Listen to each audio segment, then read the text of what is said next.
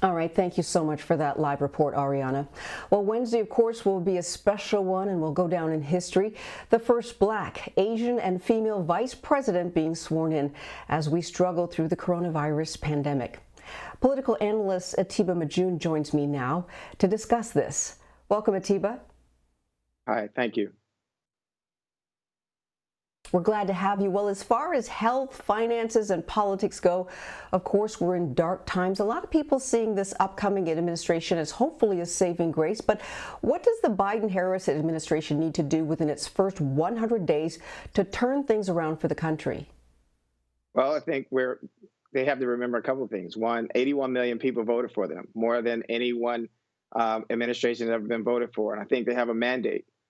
And that mandate is to go into D.C., become president on the first day, and that's to address COVID, it's to address the economy, it's to address climate, it's to address a whole lot of things. But they're coming into a situation that's unique that we have not seen before because the president was impeached for a second time. And so that's going to be on the Senate's docket, it looks like.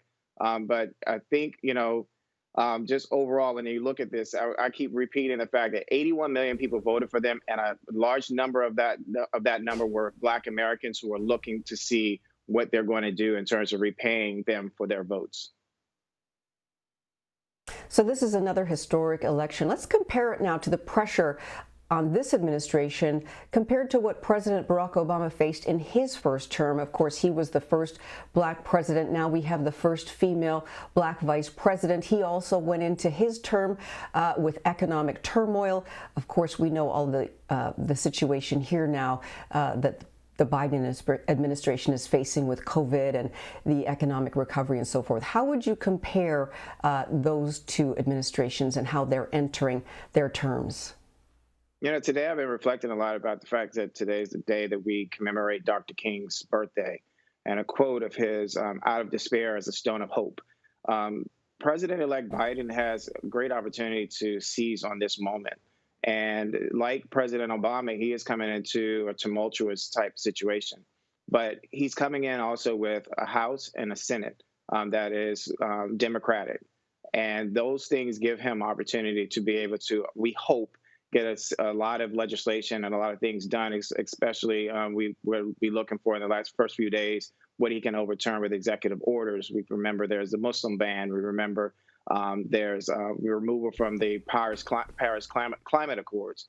So there are a number of things that the president can do from day one. We'll be seeing him on Inauguration Day after he gets sworn in, signing a lot of papers. And we're going to see him, and those first few days, I believe, signing a lot of executive orders that are going to overturn a lot of the things that we saw in the Trump administration, including banning organizations and others and companies who receive funding from the federal government with diversity training. So this is a great opportunity. As much as all the things that we see that are going on right now, and after this insurrection, January 6th, I really hope that. And I'm using the word hope loosely because there's a lot of hope that I think that we should be looking forward to, even though there is a lot of despair that's in front of us or that we're coming out of from the Trump administration. So true, and of course we remember during former President Barack Obama's time, the word hope was used a lot. But let's face it, during this last election season, Black Americans felt the Democrats, some of them, had not appreciated their vote and support over the years. So what do we need to see from this administration moving forward to prove that they do in fact appreciate the Black vote? Because let's face it, the Black vote really pushed Joe Biden to this position. The Black vote pushed him to this position, but it also pushed the Senate in the favor of the Democrats. So what do we have to do? We have to stay engaged.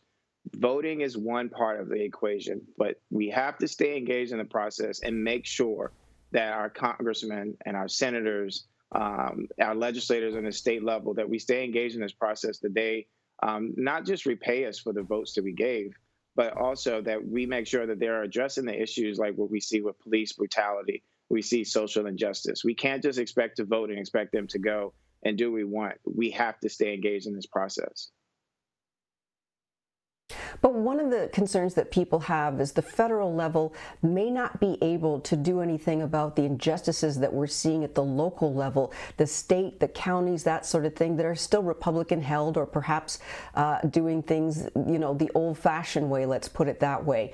What do you think needs to happen to make sure that there's progress made across the board? We know, of course, at the federal level, they'll mandate certain things, but we know that some of the problems that Black Americans face come from their local neighborhoods, counties, cities, states. Change takes time. I'm going to say that again. Change takes time, but it does not preclude us from working. People look at Stacey Abrams and look at what happened in Georgia as if that was something that just happened. Stacey was working on that for 10 years to get and to make Georgia blue. What we see, it won the presidency, it won the Senate.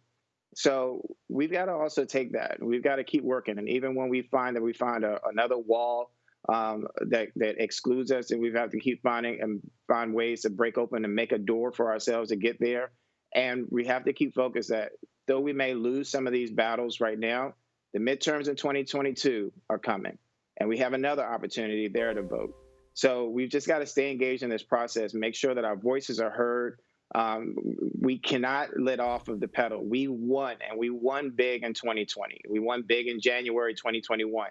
I like this winning feeling. I hope the people out there also like the winning feeling. And the way that we do that is we keep going forward. As Congressman Lewis wrote in my book a few years ago, with faith and hope, keep your eyes on the prize. We've got to keep finding what those prizes are, keep our eyes focused on it, and with faith and hope, go and attack them and win. Do you think Black folks will do that? I mean, it gets exhausting standing in those lines. We saw voter suppression tactics. Do you think Black folks can do this again in 2022 and more?